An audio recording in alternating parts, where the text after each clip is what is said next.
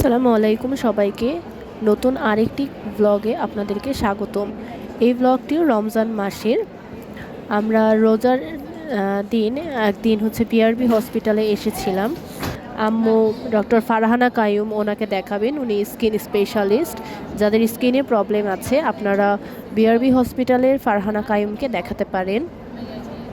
তারপরে আমরা হসপিটালে কাজ শেষ করে আমরা চলে আসলাম বসুন্ধরা শপিং মলে। যেহেতু বিআরবি এবং স্কয়ার থেকে সেম রাস্তায় বসুন্ধরা শপিং মল, এবং সামনে যেহেতু ঈদ ছিল তাই আমরা একটু বসুন্ধরাতে আসলাম। এবং এখন যখন আমি ভয়েস ওভার দিচ্ছি তখন আমি পবিত্র মক্কা নগরীতে আছি। আমার সামনেই কাবা। আমি কাবার এখানে বসে বসে ভয়েস ওভার দিচ্ছি। আমি এশার নামাজের জন্য এখন ওয়েট করছি। মাগরিব পরে আমি আর যাইনি, কারণ আমি এখন যেখানে বসে আছি সেখানে জায়গা পাওয়া অনেক টাফ। মহান আল্লাহ তাআলা আমাকে সৌভাগ্য দিয়েছেন যে আজকে আমি একদম কাবার সামনে, মানে কাবা শরীফেই আমি নামাজ পড়তে পারছি, আলহামদুলিল্লাহ। এবং আমার কণ্ঠ হয়তো একটু অন্যরকম লাগছে, কারণ আমার জ্বর আসছে, এই জন্য আমার কণ্ঠটাও ভাঙা। তাই এই ভুলগুলো বা এগুলো একটু ইগনোর করে যাবেন, ক্ষমা সুন্দর দৃষ্টিতে দেখবেন আশা করছি। যখন আমরা বসুন্ধরাতে গেলাম, আম্মু এখান থেকে বোরখা কিনতে চাচ্ছিল, বোরখা হিজাব এগুলো, কারণ যেহেতু ওমরার প্ল্যান করছিলাম যে ওমরাতে আসবো ইনশাল্লাহ, আর তাই এই শপিংগুলো করা।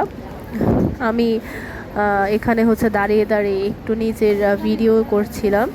আমি একটা সেদিন স্কার্ট পরেছিলাম, শার্ট, আর উপর হচ্ছে যে হলুদ কালারের যেটা দেখতে পারলেন সেটা হচ্ছে একটা শ্রাগ ছিল। এই দোকানের এই খিমারগুলো সুন্দর ছিল, টিস্যু কাপড়ের বোধ হয় নাকি, আমার ঠিক মনে নাই। সুন্দর হলেও বসুন্ধরাতে এখন এই খিমারগুলোর অনেক প্রাইস, যেগুলো একদমই ঠিক না বলে আমি মনে করি। কেননা খিমার এগুলো অনেক প্রয়োজনীয় উপাদান আমাদের জন্য, যে নামাজের জন্য, এবং ওমরাতে যখন আসি এগুলোতে কিনতেই হয়, তাই প্রাইসটা একটু রিজনেবল প্রাইসের মধ্যে রাখা উচিত বলে আমি মনে করি। এগুলো হচ্ছে শ্রাগ, লম্বা শ্রাগ, জামার উপরে এই শ্রাগগুলো পরা যায়। এবং আমার কাছে সবসময় মনে হয় যে বসুন্ধরাতে অতিরিক্ত দাম রাখে।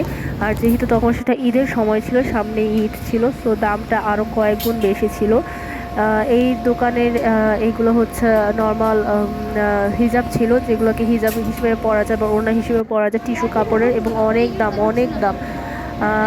এই স্কার্ফগুলোর প্রাইস মনে হয় আমার ঠিক মনে নেই, তাও হবে কয়েক হাজার টাকা হবে, যেগুলো এক্সেস, মানুষের কেনার সাধ্যের বাইরে চলে যায়।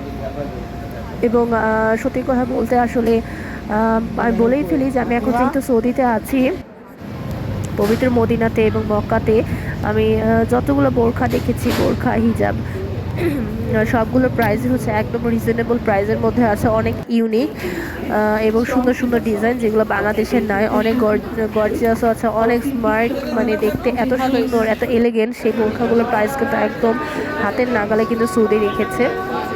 এখানে কিন্তু এক্সেস দাম নাই, কিন্তু বাংলাদেশে দেখা যায় যে কোনো একটা বোরখাতে কোনো কাজই নাই, কোনো এলিগেন্সের কিছুই নেই, কিন্তু সেটার দাম প্রায় 10-12 হাজার টাকা।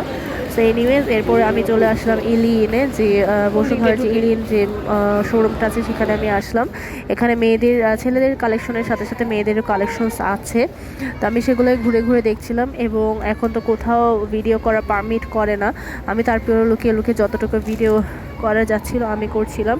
এবং ইলিয়েনের সত্যিকার অর্থে রোজার সময় একটা খুব ভাইরাল একটা টপিক ছিল আড়ং এবং ইলিয়েনকে নিয়ে, যে এরা অতিরিক্ত দাম রাখে, এবং আমি আসলেও সেটা দেখলাম যে ইলিয়েন এখানে মাত্রাতিরিক্ত দাম রাখছিল। মেয়েদের যে 2-3টা কালেকশন ছিল বেলি রোডে, এই কালেকশনটা একটু বেশি, সেগুলো অনেক অনেক অনেক বেশি দাম, সেগুলো মানে আমার কাছে এক্সেসই লেগেছে। ছেলেদের পাঞ্জাবি, টি শার্ট এগুলোর প্রাইসও অনেক বেশি।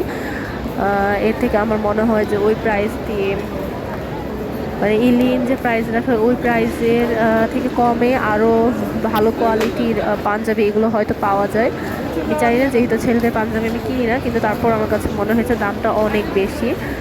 তো এই তো আমরা বসুন্ধরাতে ঘুরে বেড়াচ্ছিলাম, তখন রোজা ছিল, আর তাই স্টলগুলোতে, মানে খাবারের স্টলগুলোতে মাগরিবের আগে কোনো কাজ ছিল না। আর আমরা এখানে ইফতার করিনি, আমরা বাসাতে ইফতার করেছিলাম। এটা কত নাম্বার রোজার ব্লগ আমার ঠিক মনে নাই।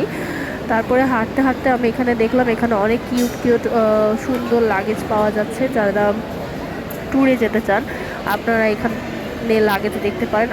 তো এই তো আমি আমার আজকের ব্লগ আমি এখানেই শেষ করছি। আমার ব্লগগুলো আপনাদের কাছে কেমন লাগে জানাবেন। সবাই ভালো থাকবেন, সুস্থ থাকবেন।